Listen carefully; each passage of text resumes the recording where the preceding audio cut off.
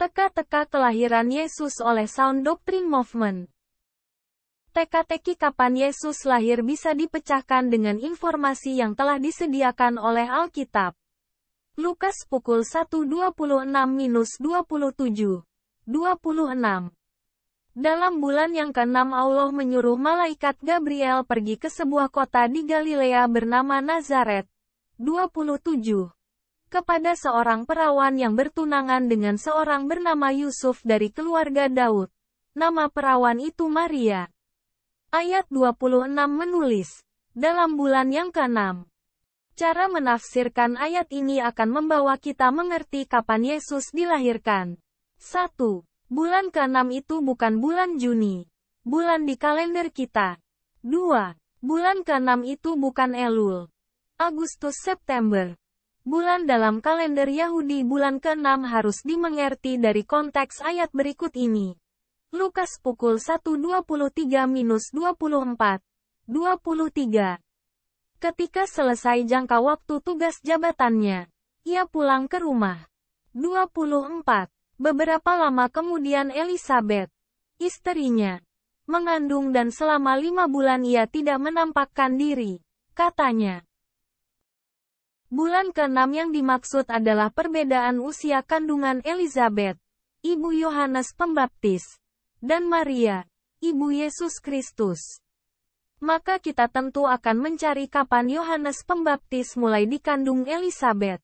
Ayat 23 memberitahu bahwa sesudah Zaharia, ayah Yohanes Pembaptis pulang ke rumah setelah jangka waktu jabatannya maka Elizabeth hamil. Siapa itu Zaharia dan Elizabeth? Lukas 1:5. Pada zaman Herodes, Raja Yudea, adalah seorang imam yang bernama Zaharia dari rombongan Abia. Istrinya juga berasal dari keturunan Harun, namanya Elizabeth. Zaharia adalah seorang imam, bukan imam besar, dari rombongan Abia. Elizabeth juga adalah keturunan Harun. Mengenai Harun dan keturunannya dikatakan seperti ini.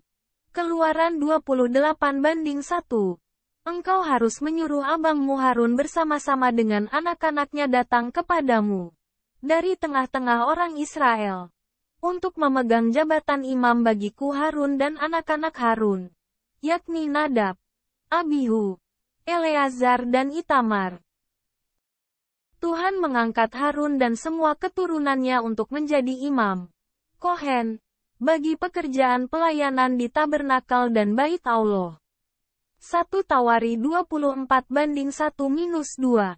1. Inilah rombongan-rombongan anak-anak Harun. Anak-anak Harun ialah Nadab, Abihu, Eleazar dan Itamar. 2. Tetapi Nadab dan Abihu mati lebih dahulu daripada ayah mereka dengan tidak mempunyai anak laki-laki. Maka yang memegang jabatan imam ialah Eleazar dan Itamar.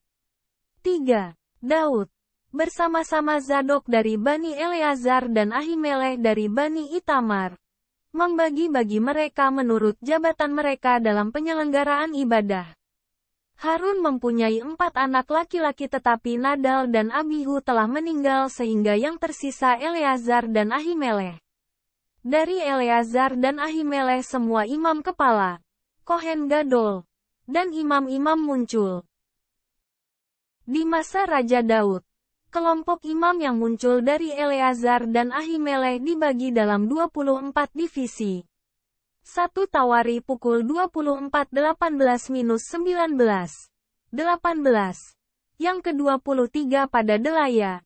Yang ke-24 pada Maazia. 19. Itulah jabatan mereka dalam menyelenggarakan ibadah setelah mereka masuk rumah Tuhan.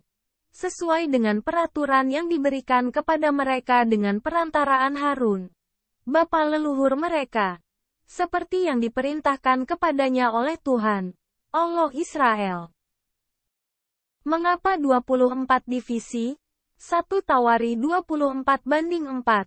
Lalu ternyata bahwa di antara keturunan Eleazar ada lebih banyak kepala kaum daripada di antara keturunan Itamar.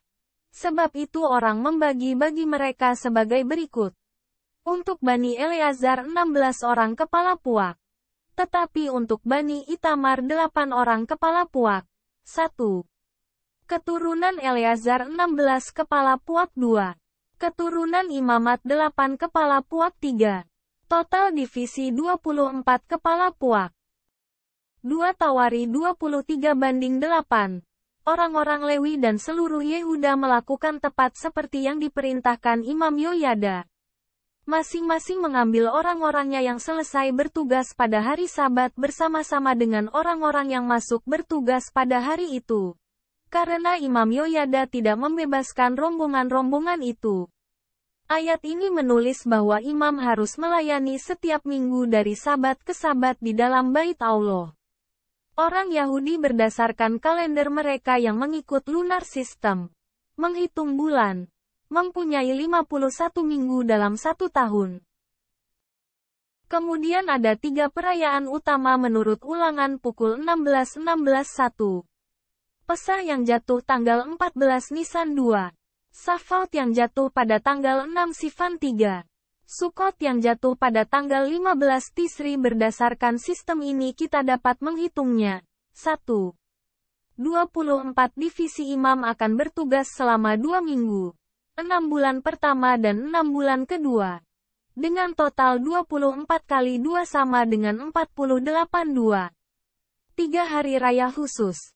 Para imam akan bertugas bersama-sama yaitu saat Pesah, Paskah, saat Shavuot atau Pentakosta, saat Sukot atau perayaan tuayan akhir, Tabernakel. Lukas 1:5 menulis bahwa Zaharia muncul dari divisi Abia.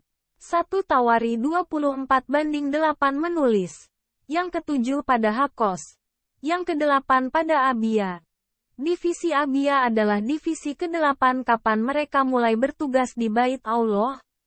Urutan bulan kalender Yahudi. 1. Nisan, Maret, April.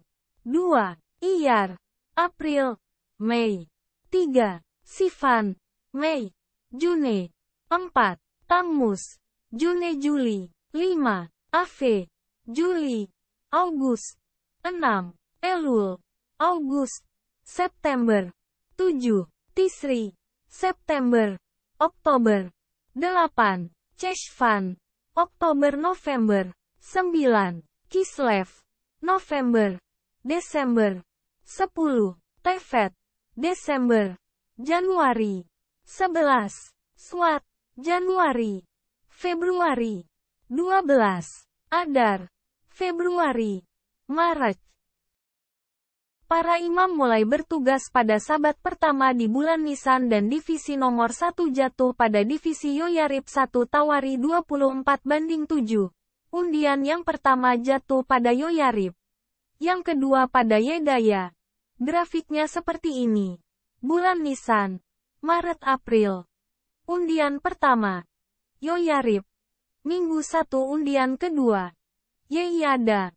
Minggu 2. 14 Nisan. Pesah. Passover. Semua imam 24 divisi bertugas sama-sama undian ketiga. Harim. Minggu 4 bulan Iyar. April Mei. Undian keempat. Seorim. Minggu 5 undian kelima. Malkia. Minggu 6 undian ke-6. Miyamin. Minggu 7 minggu ke-7. Hakos. Minggu 8 bulan Sivan. Mei Juni. 6 Sivan Shavuot. Pentakosta. Semua imam 24 divisi bertugas sama-sama. Undian ke-8. Abia. Minggu 10 Yohanes Pembaptis bisa saja mulai dikandung bulan Mei Juni setelah Zaharia selesai bertugas di Bait Allah. Lukas pukul 1:23-24. 23. Ketika selesai jangka waktu tugas jabatannya, ia pulang ke rumah. 24. Beberapa lama kemudian Elisabeth, istrinya, mengandung dan selama 5 bulan ia tidak menampakkan diri. Katanya, Abia mulai bertugas pada Sivan 12. Am 3757 atau tanggal 23 Juni 4 SM. Maka Yohanes Pembaptis mulai dikandung tanggal 1-7 Juli setelah Zaharia selesai bertugas. Yesus Kristus berbeda usia 6 bulan dari Yohanes Pembaptis, maka Yesus Kristus mulai dikandung tanggal 30 Desember tanggal 5 Januari tahun 3 SM. Asteris menurut sejarah Yesus Kristus lahir pada tahun 4 SM yaitu pada perayaan Sukot, perayaan Tabernakel. Bila Yesus Kristus mulai dikandung pada bulan Desember, Januari, maka kemungkinan besar Yesus lahir pada bulan September tahun 4 SM. Saya kutipkan tulisan Sound Doctrine yang berjudul, Yesus Kristus tidak mungkin lahir pada tanggal 25 Desember. Elisabeth mulai hamil pada akhir bulan ketiga atau bulan Yahudi bernama Sivan. Mei-Juni. Berarti bulan Juni akhir. Kehamilan Elisabeth dan Maria berbeda 6 bulan. Maka Maria mulai hamil pada bulan Kislev, November, Desember. Kalau Yesus Kristus mulai dikandung pada bulan Desember, maka tidak masuk akal kita mengatakan Yesus lahir pada bulan Desember atau lebih tepatnya tanggal 25 Desember. Hitungan ini jelas salah. Jadi Maria mulai mengandung Yesus pada bulan Kislev, November-Desember. Dan akan lahir 280 hari kemudian sesuai usia kelahiran seorang bayi mulai dari dikandung sampai melahirkan adalah bulan ke-7. Bulan Tisri. Yaitu bulan September. Oktober kalender masa kini. Pada bulan Tisri setiap tanggal 15 orang Israel merayakan hari raya Feast of Tabernacle atau Sukot. Perayaan ini terjadi di akhir bukan September sampai akhir bulan Oktober.